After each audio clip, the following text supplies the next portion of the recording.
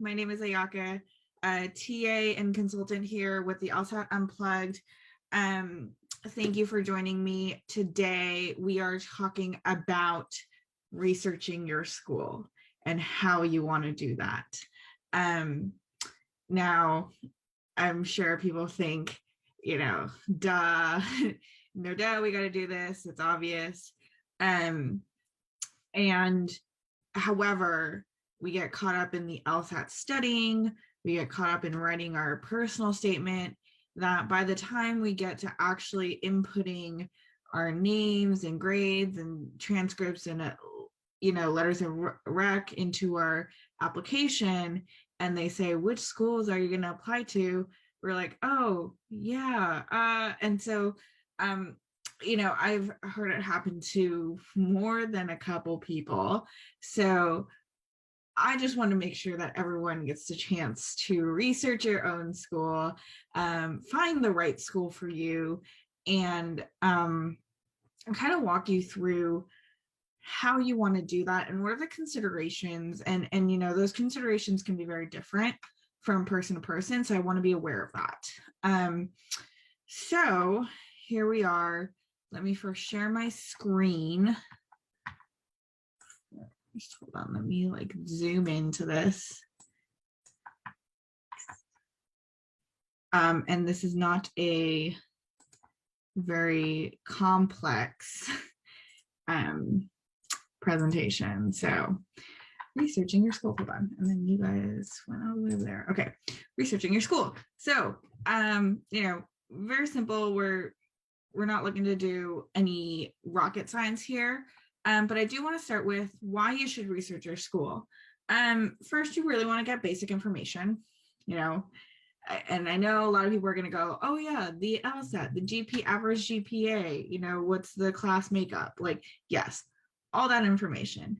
But also, you really want to look at, what are the class size? And where is it actually located? What do the buildings look like? What kind of programs do they have? So you really want to understand, what does the school provide as an academic service? The other thing is, it's when you Google search law schools, you're always going to get the USA Today, best schools in America, and it gives you the T14, and everyone's going for a T14. But what else is there? When you actually look into a T14 school, are there things that are missing that you think are important to your career? Are there things that are there at other schools that aren't there in the top schools, right? I kind of have to say 14 schools doesn't cover everything that everyone wants from a law school. So really think about that.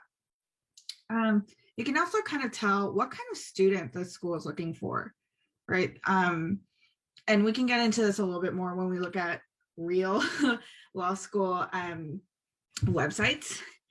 And then special programs that the school offers. We just heard about, clinics that schools offer. That might be helpful to you if you already know the type of work you want to do after law school. The type of programs, where is it located? Is it located close to New York, DC, the state capital? All those things matter, right? Job opportunities and networking. Is there a robust alumni community that you can reach out to? Where are the alumni located? What's the stats on passing the bar? What's the stats on job, getting a job in a job that requires a JD? And there are people who just don't go into a job that requires a JD, but want that law school education. So kind of looking at that, looking at the makeup of the alumni. And lastly, I actually think this is pretty important, is if you're actually interested in that school, at some point or another, you're going to have to talk to admissions, ask questions. And if you haven't researched the school, looked at their website, checked out what they're offering, you're going to be asking pretty obvious questions. And by looking at the website, doing your research, and kind of thinking about yourself going to that school, you're better equipped to ask the right questions for your law school career. So those are the big whys here for why you should research your school.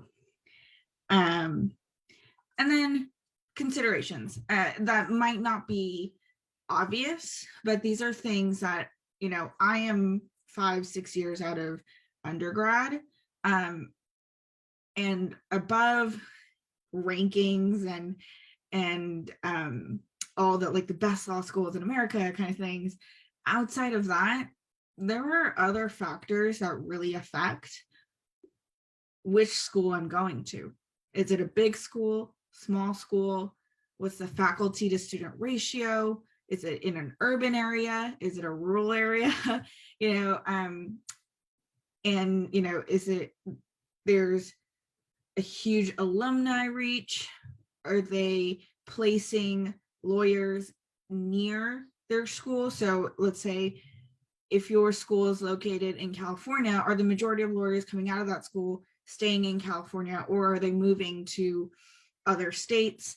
The location. Some people might say, oh yeah, UCLA is in LA. UC Irvine is in Southern California. It's almost the same thing. Not really, right? So what does location mean to you? Also, in LA, to drive 15 miles takes 2 hours.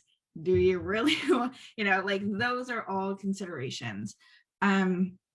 And finally, dual degree programs. This might not be the most popular thing that you might think about, but if you're really going into a niche program or a program that might require a little bit more expertise, you might be looking into doing a dual degree program.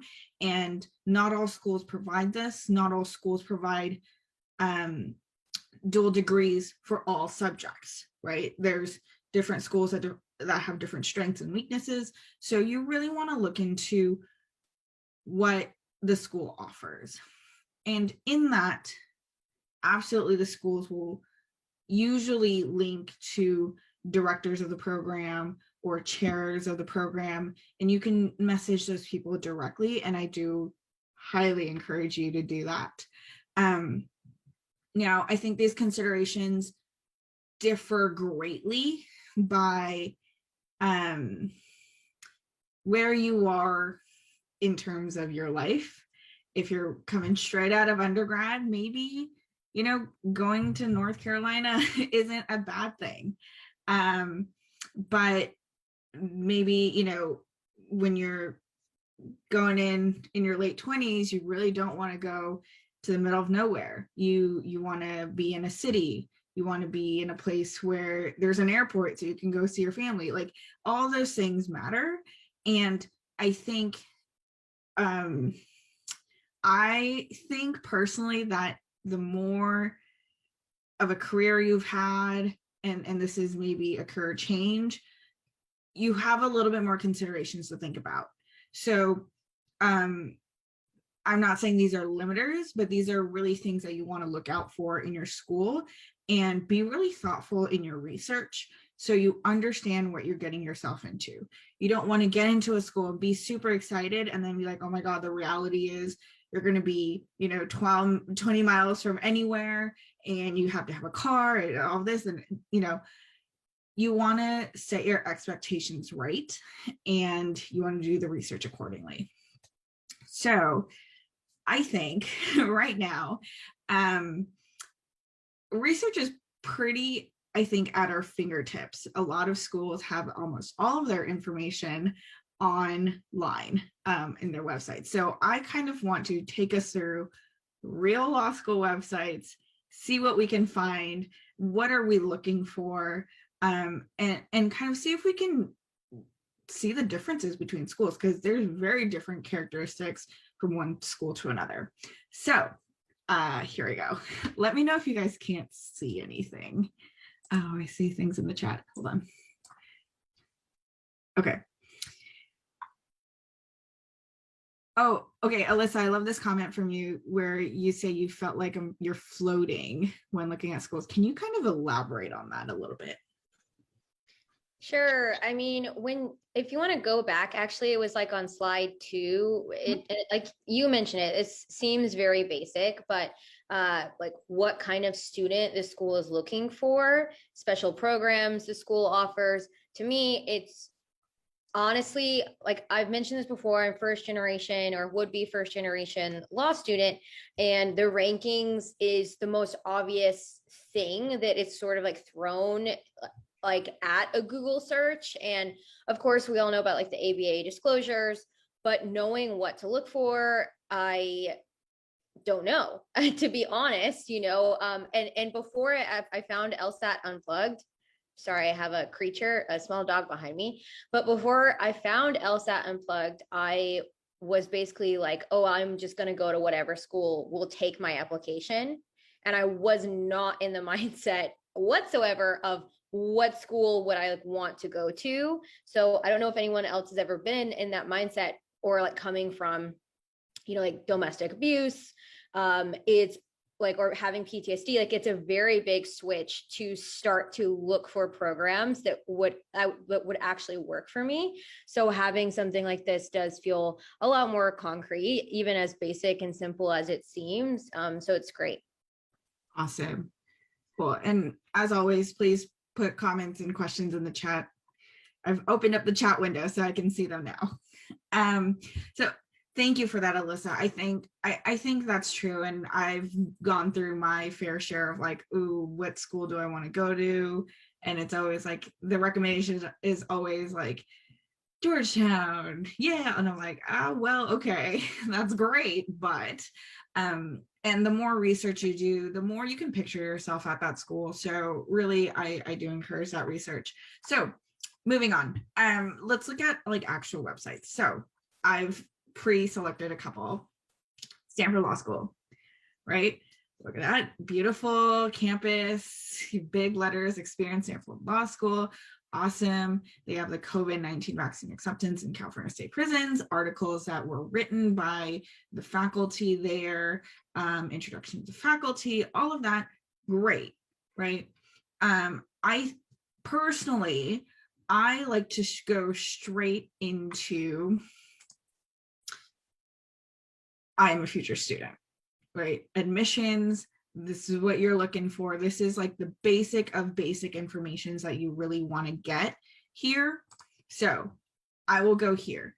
And this is more for me as a checklist of, okay, these are the things that are pretty normal. There's nothing that jumps out at me that's like, I need to pay attention, right? So I just want to have a mental checklist of, okay, yeah, these things I know, these things are right, this feels all right. Things that might jump out are like if they say like we're going to ask for a statement about why Stanford or something like that, that might be something that I put a mental note on. But just going through all of this, message, you want to read the message from the dean, because this will kind of tell you what kind of school they are, but also what kind of student they're looking for, right? So you really do, a lot of people don't read the message from the dean, and most schools have a whole thing. This is a pretty long message from the dean, but most people have it. And it will tell us the highlights of the school, what they think their strengths are, and also what kind of students they're looking for. So you really want to read this. And I think a school that really puts up an extensive and robust message from the dean is awesome in that it tells us what the head of admissions is actually looking for in a student. So you really want to look at that. Also, if you get a chance to talk to, let's say, the dean of Stanford Law, you don't want to go in without reading this. This is the roadmap that she's giving you to talk about Stanford Law. So you really want to read this. You really want to kind of and brush up on it right before you talk to her or talk to someone from the admissions committee. Let's see, going back a little bit, and this is kind of where you'll get the basic information. So like the JD program, what is it? blah, blah, legal doctrine, blah, blah.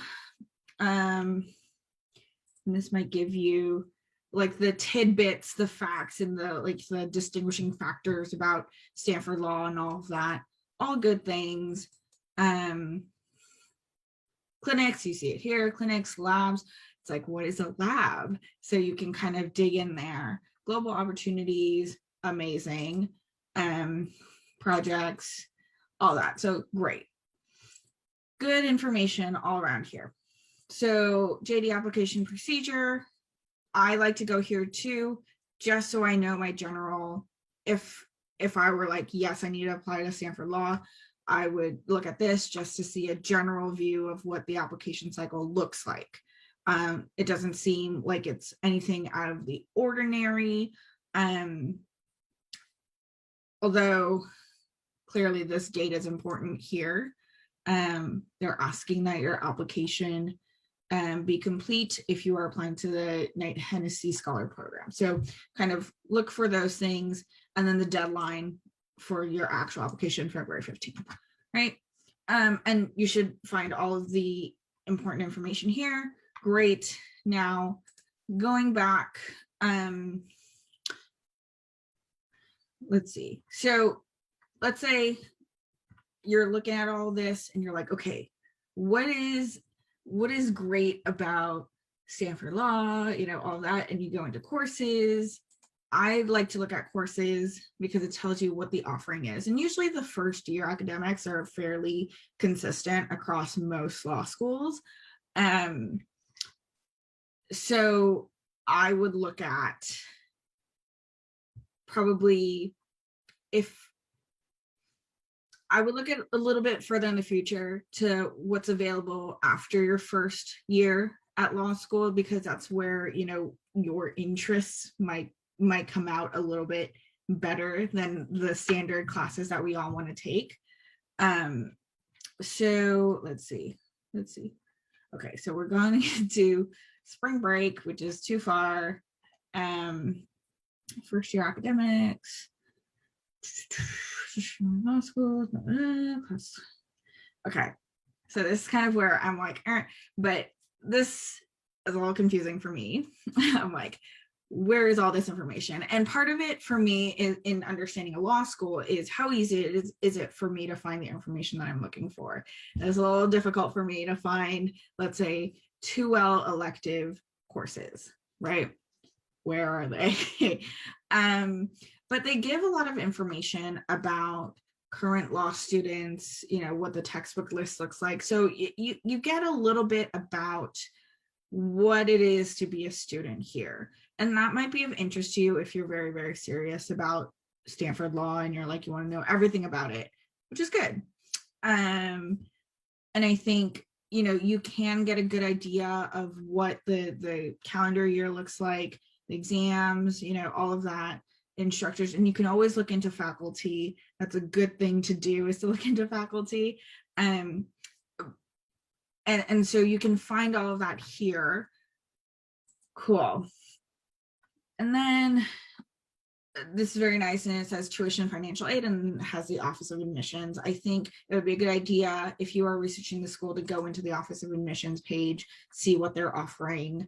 And also I would always, I don't have it ready for you guys here today, but I have a spreadsheet of all the contact of admissions that I can get from a website. So, and that sheet is updated after the first contact with admissions, because usually you'll get a name, a different email, like a direct email or a direct phone line to a person admissions. So keep track of how to contact admissions. It might be a phone number, it might be an email here, right? And once you get past that general email, make sure you jot down your contact in admissions that you can ask questions and follow-up questions with. Also, let's see. Let's go back a little bit. Here we are. The JD program. Again, I think here, this first page for Stanford Law, pretty pretty self-explanatory. They also have that joint degree button that we talked about earlier. If you're looking to do a joint degree, check it out. What do they have? They have a JD Masters, JD MD. That's a tough one. JD PhD. And I love that it's an established joint degrees. So all these joint degrees that have been established before. And hopefully what you're looking for is here. Good questions to ask admissions if you are looking for a joint degree is if they don't have a joint degree program available at the moment, is that something that you can work with your advisor, your faculty advisor, to create one? Or if you see one that you like, what is the process of applying to that? A lot of times it's not clear. So, these are the questions that you really want to be asking admissions if you're looking into a dual degree. Cool. So I think we got the gist with Stanford. A very beautiful page, a little bit difficult to find more information outside of that first year. It might be hiding in the I am a current student or page, might be. But there's a lot of information here, and they're very generous with the amount of information they've put up. So make sure you read all of this before you're actually having a conversation. Not to say that you need to memorize all this information, but familiarize yourself with it. Comparatively, let's say, if I can get this bar out of my way, hold on.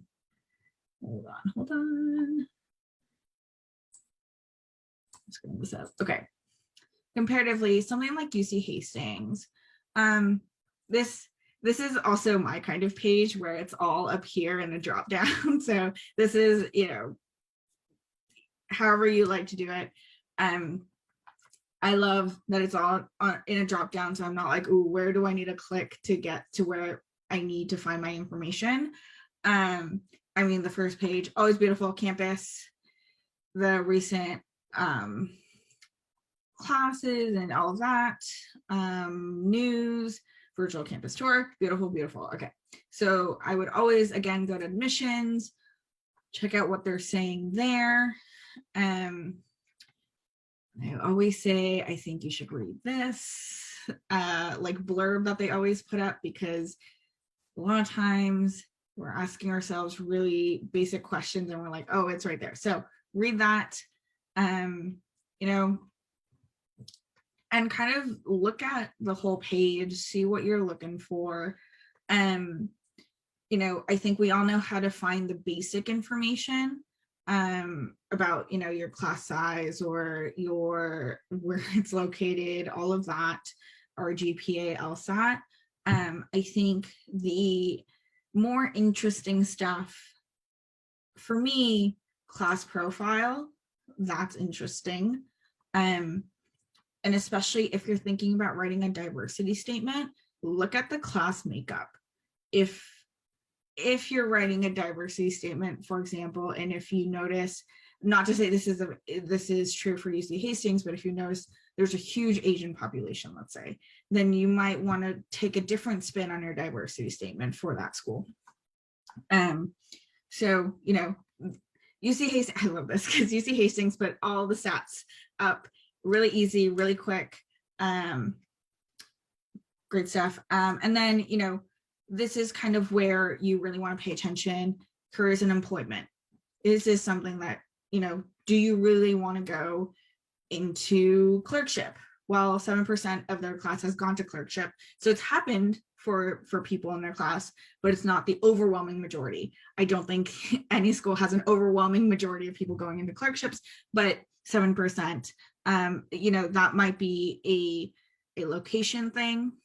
It might be just the graduating class, you never know, but these are things that you really want to pay attention to.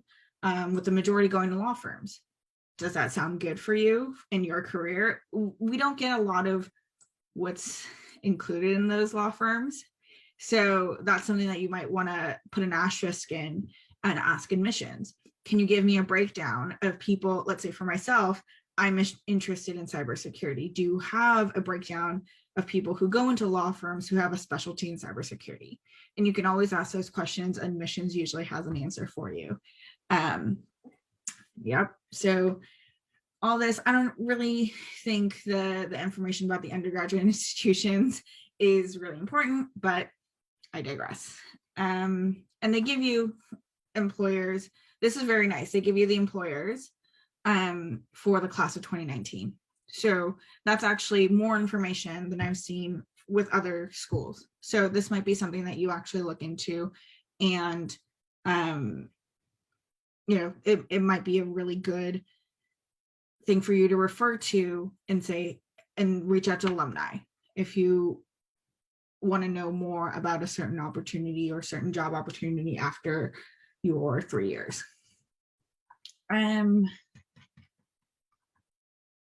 Let's see.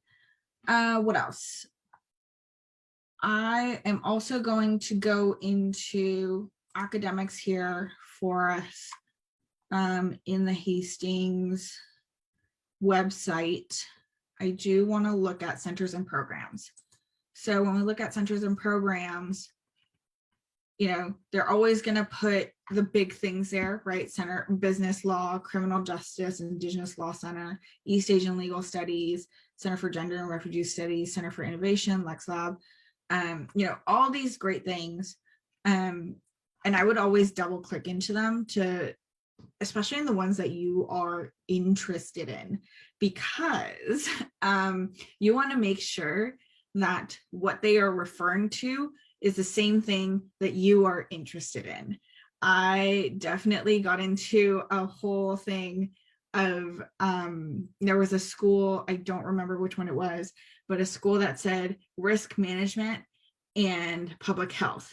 And for me, risk management means very different things than what the school was referring to. So you want to make sure, tax law, let's say, there's not a lot of interpretations about what tax law is, but you just want to make sure that what your understanding is and what the school is offering matches up. And the more you look into it, there's more nuance than you think there is. So I would really look into all of that. And of course, the bigger schools are going to have more centers, more programs.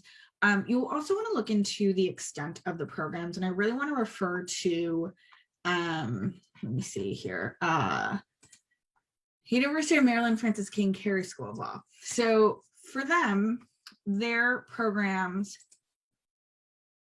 and I've done a lot of searching on this website, so bear with me, but they have programs in impact, and they have a lot of programs out here, business law, dispute resolution, all of that, great. For example, if you click into the cybersecurity crisis management program, there's another center for it that it links into. And so you're going to go deeper into a rabbit hole, but the more you go into it, you're going to see what the program is, what the program offers, and also where those programs kind of feed into. And that could really be a good connection for you in future employment. And the more that I'm researching schools, it's like, yes, the T14s are important and the rankings are important. And yes, I get all of that. But the other thing, if you don't care about rankings, if you don't care about the name of the school that you're going to, it's employment past your 3 years at law school. And that's kind of where I am focusing on in my research. And that's really the key consideration for myself. So I think you really have to kind of figure out what your considerations are. And I think that can develop as you research, but you really want to see what connections the school has, where do the alumni who graduated out of those programs, graduated out of those clinics and did those clinics and graduated out, where they ended up. Did they go and continue the work that they've done at the clinics? And really, you can ask admissions those questions. Um, and I always love, hold on, this is not what I was looking for. Sorry. So going back to UC Hastings, I always love when, let's say, for example, Center for Business Law, they have the program, blah, blah, and then they give us the chairman or the director, someone you can contact. And I always contact them. I send them an email, and I think that's something that anyone can do. So I love a school who puts that information out in front, and you can contact them at any time. So I think doing the research will give you more avenues to reach admissions, not just cold calling admissions, but also reach them in a more impactful way and a more way that is memorable to them and more impactful for you. I know it's a little all over the place. Any questions at this point? I know we got like a quiet class today. I was just going to say it really is helpful. It's actually, I don't know if it's bizarre or if anybody else feels like this, but I've personally heard a lot of people applying through to law school say at different points in the process that it feels lonely, or like there's always a moment where it feels like a needle in a haystack, maybe for people, like, and I know for me it does. And so to actually see you go through it is oddly and like charmingly feels like the support that I sort of needed to just see how somebody else navigates the website and what email you choose to look at and how you are sort of determining what the post 3 years would look like, aside from ABA disclosures. So thank you. Yeah, absolutely. And I think it can really be overwhelming. So I like to say, and Solomon, I see your comment. I will send that to you. The Excel spreadsheet, right, that I have of the contacts and all that. I will send that to you. In researching, you can so easily fill an hour, 2 hours, go down a rabbit hole. And then you come up and you're like, I don't even know what happened in that hour. So I like to say, use the Pomodoro method, which is 25 minutes of focus, 5-minute break, because you want to focus those 25 minutes on getting the information that you really want to get. I understand that reading an article is super interesting, and you might go into their citations, you find another article and another article, and it's just ongoing. And however, you're studying for the LSAT, you're preparing your application, you're writing your personal statement, and it can take a lot of time. So I want to make sure you're using your time in a effective manner. And so doing that 25 minutes on, 5-minute break, 25 minutes on, 5-minute break, breaks that time up so that you can say, okay, I'm going to look at UC Hastings for 25 minutes, get all the information that I can get. My goal is to get a contact for admissions and find a contact that I can reach out to for tax law, let's say, right? And then you do that, take a couple notes, and then your 25 minutes are up. Let's move on to Stanford, and then do the same thing. And so you're keeping the task focus without going into a rabbit hole. So that's my recommendation when you're going about your research. But I think it's really, really important. I remember a year ago when I started off, I'm like, oh yeah, like I'm looking at all these T14 schools because that's the only one that's come up in recommendations. And it's like, there's a ton of schools out there. There's a ton of schools that are right for you, and there's a ton of schools that aren't right for you. And the game is, can you find enough information to make that distinction of a school that's right for you and a school that isn't? And do you really want to be wasting your time for a school that isn't?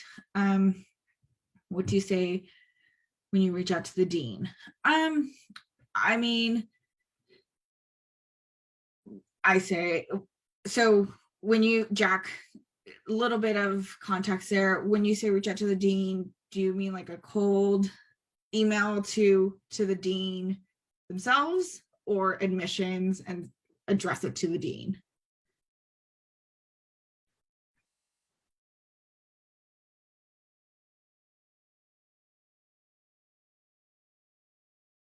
Okay.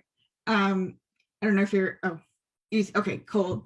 So I would say I always title mine like fall 2022 admissions, or whenever your admission cycle is. So yeah. Um, and then start off, very nicely, but don't overdo that first line of like, hello, I thank you for your time, blah blah blah. Like that's a little much. Just be like, hello, I'm seeking admission on 20XX cycle, and then kind of introduce yourself and ask, um, if you're asking for 10 minutes with the dean, ask for it.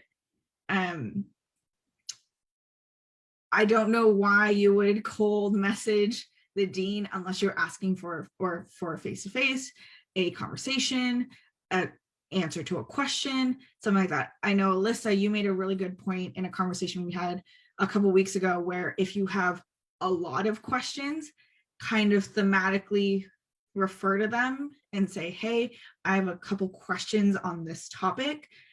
Can I get X amount of time with you at your convenience? And, be ready for a non-response or a rejection. You can always come back and counter that, but, always be asking for something. And if you are asking for something, make it clear. Don't put it at the, don't make it the last sentence of your letter. Always say like, hey, I'm seeking a couple minutes with you on the phone, on Zoom. I was looking on your website and I have a couple questions around X, Y, and Z, and go in that route.